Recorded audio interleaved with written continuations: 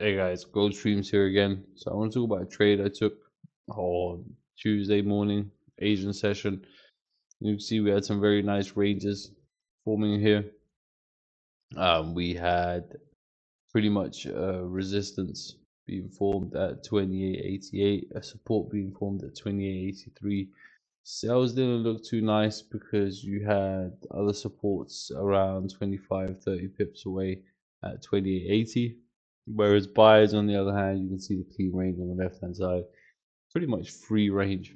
So, what we did here, very simply, we had a buy position put in as this candle had finished, made in this bottom wick, and it started flipping bullish again. Now, as this candle was moving up, this trade took quite a bit of time. I was in this trade for about, I think, 30 or well, I was in this trade for about at least 30 minutes. Now it kept testing the upside, right? It kept trying to break the highs on the left hand side there, but for some reason it just wasn't having the volume that I expected it to have. But that's fine as long as it doesn't come down and do what it's not meant to do, which is come down back in the zone. Then we're not panicking. We're not expecting price to come back in that zone. We're not expecting price to sort of fall down and retest any areas, as we had a very strong bullish close outside of the zone.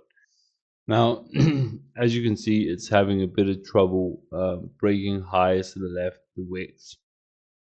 So risk management is always sort of number one priority there. You're always having to be careful and sort of understand how you're planning on managing risk. Now, this trade, it took a bit of time, but once it got going, once it picked up momentum, it really did its job and it really did well. But as you can see there, if you look at the previous candles as they were closing, the previous 30-minute candle actually came down and broke all the lows and then came up and flipped bullish and broke the highs. And then this current candle that we're at the moment, you're expecting it to keep moving up, but it's not necessary that every candle that when you're in a trade, it's going to move up and give you 30 or 40 pips. What's necessary is to understand that obviously it respects market structure, and simply market structure is basically higher highs and higher lows. So as long as candles continue to make higher highs and higher lows, if you're in a buy, for example, then your trading idea is still valid. If the trend is starting to get broken, and then instead of sort of higher highs and higher lows being created, you start getting lower lows, and lower highs, then the trend is invalidated for a buy, and that's when you need to start closing positions. Managing risk and closing full positions, just keep that in mind, it's very different. So for example, if this candle was to turn around and start coming back in the range, I would manage risk, right? I would close like 50%.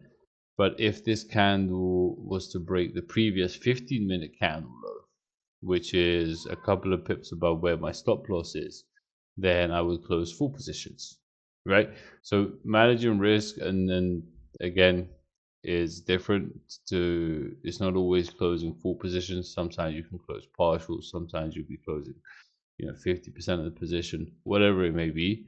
But just keep that in mind that they're not the same thing.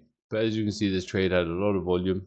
It was a fantastic trade, really good entry there. I know some people that messaged me regarding this particular trade held it all the way until London Open, and price actually did end up moving like around from our entry until London Open. It ended up moving something like around 200 pips. Yeah, so it was quite, it filled up the whole range to the left hand side. I didn't. I closed partials at around 2%, and then I held the rest of the position until around 40 pips, and that was perfect. I was content with that. But it was really until waiting for this particular 30-minute candle to close. After this 30-minute candle closed, the next one came down, made a bottom wick, and then just continued to move up. and that was perfect. So once that happened, it just took a bit of time for it obviously to flip bullish, but once it did start moving bullish, that was the candle that made the majority of the move to the upside. But yeah, guys, thank you for watching. Hope you enjoy it and look forward to the next one.